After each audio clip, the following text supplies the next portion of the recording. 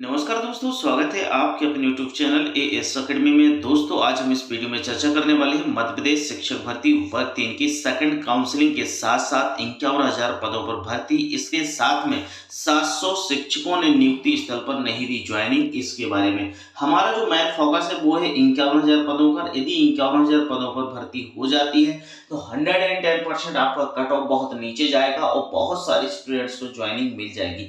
यदि अभी भी हम भोपाल चलकर 51,000 पदों के लिए प्रदर्शन नहीं करेंगे तो सरकार फिर अभी नहीं तो कभी हमारी नहीं सुनेगी, क्योंकि चुनाव हो जाएगा, उसके बाद कुछ भी नहीं हो पाएगा और अगली भर्ती वर्ग 3 की कब आएगी इसके बारे में कोई कह नहीं सकता है। ये बात बिल्कुल सही है। यदि हम मानते हैं कि यदि इसमें 50% भी यदि दे देते हैं सरकार हमारे लिए, 25% भी यदि इसके पद वृद्धि हो जाती है तो भी हमारे लिए बहुत ज्यादा बेनिफिट होगा। यानी अभी 7,500 की जगह यदि 15,000 पदों पर भर्ती कराते हैं तो काफी फायदा होगा। इसलिए अभी भी सरकार मान जाएगी। जनजातीय कार्य विभाग में अभी भी पद बढ़ने की पूरी संभावना है, पूरी गुंजाइश है। इसलिए हम सभी को प्रयास करना है कि 51,000 पद हो जाए और मेरा मेन फोकस यही कि अधिक से अधिक भाई बहनों को ज्वाइनिंग मिल सके। ठीक है, अब आगे बात करेंगे। 700 शिक्षकों ने नियुक्ति स्थल पर नहीं दी ज्वाइनिंग। ये जो 700 शिक्षक हैं, अब समझ नहीं आ रहा है कि ये लोग अपनी तरफ से कोई डिजाइन डाल रहे हैं कि 700 शिक्षक, क्योंकि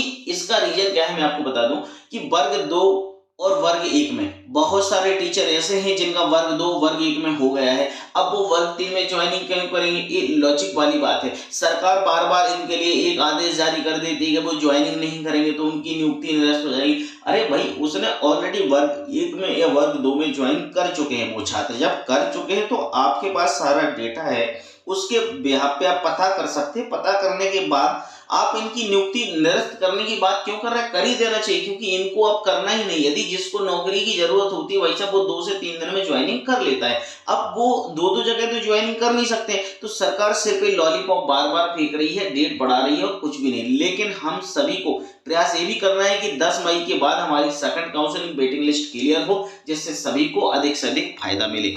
इन्होंने जो बात कही उसके बारे में जरा समझ लेते हैं कि शिक्षक भर्ती प्रक्रिया में चयनित करीब 700 नवनियुक्त शिक्षकों ने आदेश स्थल पर जो है उनको ज्वाइनिंग नहीं दी, ज्वाइनिंग नहीं ली। उनको कार्यभार जो ग्रहण करना था वो 15 दिनों में करना था, इसके बाद भी नहीं की। उसके बावजूद इन्होंने फिर से उनको आदेश जारी करके बताया, फिर भी उन्होंने ज्वाइनिंग नहीं की। लेकिन इन्होंने 15 दिवस के बाद भी नहीं की तो इनकी नियुक्ति जो है स्वतः ही मतलब अपने आप कैंसिल हो जाएगी। इसको जरूरत नहीं है अपने आप कैंसिल करने की, इसको आपको ही कर देना चाहिए, क्योंकि मैं पहले बता चुका कि इन्होंने 2 में और 1 में, वर्ग 1 और 2 में ऑलरेडी ये लोग ज्वाइन कर चुके हैं। जब यदि ये भैया ज्वाइन कर चुके तो ये क्यों दिमाग लगाएंगे इधर पे वर्ग 3 में? अब उनको जरूरत नहीं है।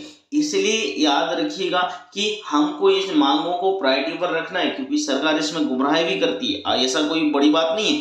देखिए यहाँ पर देखें, उनके स्थान पर प्रतीक्षा सूची से नियुक्ति की कार्रवाई की जाएगी। प्राथमिक शिक्षक भर्ती प्रक्रिया के ऐसे अभ्यर्थी जिनके नियुक्ति आदेश जारी होने के बाद भी उनके द्वारा कार्यभार ग्रहण नहीं किया गया है, ऐसे अभ्यर्थियों को विभाग द्वारा प्राथमिक शिक्षक नियोजन के लिए 28 नवंबर को जारी विज्ञापन के अनुसार चयन प्रक्रिया में सम्मिलित नहीं किया जाएगा। ये बात सही है कि उनको सम्मिलित नहीं किया जाएगा और करना भी नहीं चाहिए, क्योंकि नाम रिपीट भी नहीं होना चाहिए और इनको सम्मिलित भी नहीं करना चाहिए। यदि नाम रिपीट हो जाएंगे, सम्मिलित हो जाएंगे तो बहुत सारे स्टूडेंट्स ऐसे रहेंगे कि उनके नाम नहीं आ पाएंगे। नाम नहीं आ पाएंगे, उनको उम्मीद है जबकि कि सेकंड काउंसिलिंग में हमारा नाम आ जाएगा तो बेचारे उनका नुकसान होगा। इसलिए यहाँ पर कोई भी किसी भी प्रकार का नाम रिपीट नहीं होना चाहिए। सरकार को उनके प्रोफाइल को लॉक कर देना चाहिए और उनको किसी भी प्रकार से यहाँ पर प्राथमिक शिक्षक की जो काउंसलिंग उससे कोई उनका लेन देन नहीं है, क्योंकि उन्होंने ज्वाइनिंग कर ली है। और इस 700 पद बढ़ने की तो संभावना है ही, साथ में जो हमारे फ्रेश भर्ती थी उसके भी 2000 से लेके 2200 पद बचे हैं।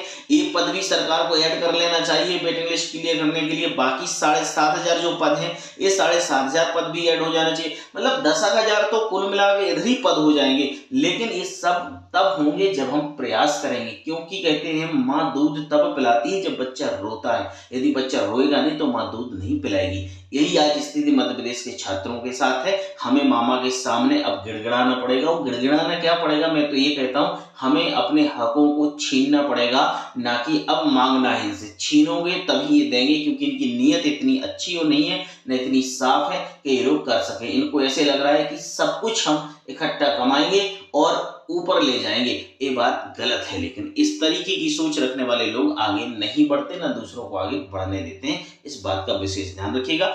और मेरी बात से सहमत है तो वीडियो को लाइक शेयर करते जाइए, चैनल को सब्सक्राइब जरूर कर लें, इससे आने वाले सारे लेटेस्ट वीडियो मैं आपको प्रोवाइड कराता रहूंगा। Thank you.